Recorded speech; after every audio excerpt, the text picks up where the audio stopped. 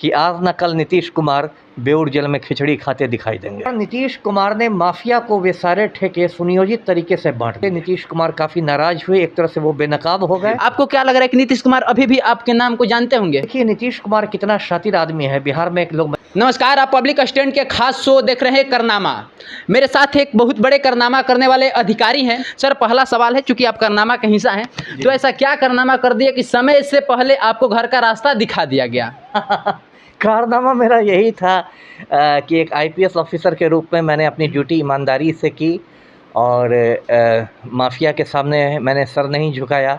लेकिन दुख की बात यह है कि अभी पूरे हिंदुस्तान में एक माफिया राज कायम हो गया है और ईमानदार लोगों पर, ईमानदार अफसरों पर सर्जिकल स्ट्राइक किया जा रहा है चुन चुन कर। तो मैं भी उसी सर्जिकल स्ट्राइक का शिकार हो गया, क्योंकि मैं माफिया से लगातार लड़ता रहा था और नहीं झुक रहा था। आप किस प्रकार के माफिया से लड़ रहे? माफिया तो कई होते हैं, भू माफिया, शराब माफिया, अभी तो शराब माफिया ही ट्रेंड में है। देखिए, ऐसे तो मैंने किस्म किस्म के माफिया से लड़ाई लड़ी है। जैसे मैं लखीसराय एसपी हुआ करता था, तो बालू माफिया से मेरी लड़ाई हुई थी। और जहाँ जहाँ मैं रहा तो सब जगह के माफिया, आप तो जानते हैं बिहार में चप्पे चप्पे पर माफिया है। हर किस्म के माफिया, आपने सही कहा, सब किस्म के माफिया। यहाँ भू माफिया है, शिक्षा माफिया है, बालू माफिया है, शराब माफिया है, जहाँ जाइए वही माफिया। पॉलिटिक्स माफिया भी हो गए हैं अब? नहीं नहीं, वो तो खैर उसको राजनीति का अपराधीकरण तो है ही। लेकिन जिस वजह से आपने पूछा से अच्छा सवाल है, वो ये है कि मैंने रेल माफिया से लड़ाई लड़ी थी। और किस्सा ये है, संक्षेप में बताऊंगा दर्शकों को, कि सन 2002-03 में मैं पटना का रेल एसपी था। पटना रेल जिला जो है वो 11 जिलों से मिलकर बनता है, बहुत बड़ा रेल जिला है। और ये जो नीतीश कुमार है, ये उस समय रेल मंत्री हुआ करते थे। और मजाक मजाक में लोग इन्हें 1.5 जिलों का रेल मंत्री कहते थे। क्या कहते थे? 1.5 जिलों का रेल मंत्री, है ना, 1.5 डिस्ट्रिक्ट का रेल। इसको थोड़ा सा क्लियरफाई कर दिया। वही मैं क्लैरिफाई करा हूँ।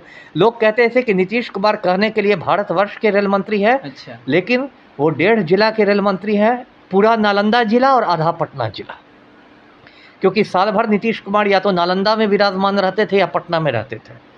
तो ये था मजाक। अब उस समय नीतीश कुमार ने क्या किया, आप जानते हैं रेलवे का करोड़ों का बजट होता है। अब 2-3 सालों से तो बजट को मिला दिया गया है। पहले आम बजट अलग आता था, भारत सरकार का रेलवे बजट अलग आता था। वही एक विभाग था जिसका बजट अलग से पेश होता था। रेलवे में करोड़ों करोड़ के ठेके होते हैं और नीतीश कुमार ने माफिया को वे सारे ठेके सुनियोजित तरीके से बांट दिए। नीतीश कुमार ने क्या किया कि पटना मुगलसराय रेलखंड के सारे ठेके सुनील पांडे के गिरोह को दे दिए। पटना मोकामा रेलखंड के सारे ठेके सूरज भान के गिरोह को दे दिए गए। और पटना गया रेलखंड के सारे ठेके बबलू सिंह को दे दिए गए, जो पांडव सेना का सरगना था। इतना ही नहीं, हाजीपुर में जो जोनल ऑफिस खोला गया, वो कहने के लिए खोला गया कि बिहार के विकास के लिए है, लेकिन वो भी बिहार के माफिया की मदद करने के लिए खोला गया। क्योंकि जब तक कलकत्ता में जोनल ऑफिस था, बिहार के माफिया की वहाँ चलती नहीं थी। तो मैंने ये सारी जो माफियागिरी थी, इसका मैंने पर्दाफाश किया। मैं रेल एसपी था और इसे नीतीश कुमार काफ़ी नाराज़ हुए, एक तरह से वो बेनकाब हो गए। और उसके बाद उन्होंने मुझे हिट लिस्ट पर रख लिया। मैं नीतीश कुमार के हिट लिस्ट पर नंबर 1 में पर आ गया।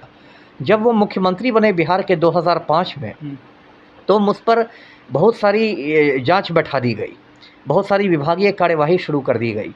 और सरकारी अधिकारियों का नियम होता है कि जब तक आप पर विभागीय कार्यवाही चलती रहती है, तब तक आपका प्रमोशन नहीं होता है। तो 10 बरस तक नीतीश कुमार ने मेरा प्रमोशन रोक के रखा।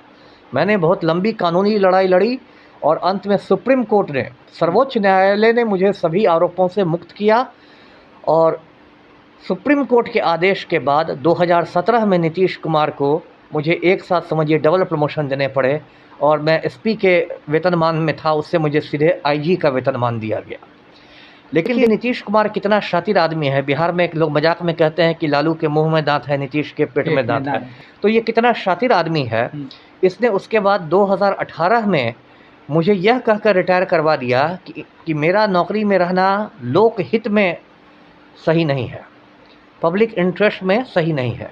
तो आज की तारीख में भी मैं कोर्ट में केस लड़ रहा हूँ, अपना मुकदमा लड़ रहा हूँ। मुझे उम्मीद है शायद 1 साल में मैं नौकरी में वापस आ जाऊँ। तो ये नीतीश कुमार का कारनामा था माफिया को ठेके बांटना, और मेरा कारनामा था उसका पर्दाफाश करना। आपको क्या लग रहा है कि नीतीश कुमार अभी भी आपके नाम को जानते होंगे?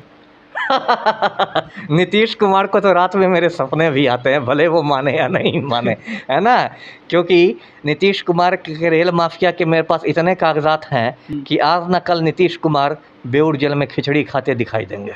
क्या बात कर रहे हैं आप एक मुख्यमंत्री को इस प्रकार से खुला चैलेंज दे रहे हैं कि हमारे पास उनके खिलाफ इतना पुख्ता सबूत है जी जी कि आज नहीं तो कल, कल नहीं तो परसों, जी जी। जब उनके हाथ से या तो पावर चली जाए तो जी। बेऊर जेल के अंदर खिचड़ी खाते हुए दिखाई देंगे। जी जी, मैं डंके की चोट पर कह रहा हूँ, आपके चैनल पर कह रहा हूँ कि रेल माफिया से संबंधित मेरे पास इतने कागजात हैं कि आज ना कल नीतीश कुमार बेऊर जेल में खिचड़ी खाते हुए दिखाई देंगे। ये मैं आपके कैमरा पर कह रहा हूँ, इसको रखिए, फ्यूचर में भी कभी दिखाने में आपको काम आएगा जी। तो इस सबसे बड़े कारनामे के किस्से आप सुन रहे थे। चलिए, तो आप देख रहे थे हमारे पब्लिक स्टैंड के खास शो कारनामा, और मैं हूं आपके साथ सोनू आनंद, और हमारे साथ बहुत बिहार के चर्चित आईपीएस, और वो आईपीएस जिनकी कहानी आप सोशल मीडिया पे ढूंढेंगे तो इतनी मिलेंगे कि आप पूरा पढ़ भी नहीं पाएंगे, और जब पूरा पढ़ पाएंगे तो आप ये समझ पाएंगे कि एक आईपीएस अधिकारी में ईमानदारी और जुनून और जो इथिक्स और मोरालिटी की बात की जाती है वो वास्तव में किस प्रकार की होती है। सर, हमारे शो कारनामा में हिस्सा बने आप, इसके लिए मैं आपका शुक्रगुजार हूं, और बहुत बहुत धन्यवाद। जी, आपका भी धन्यवाद।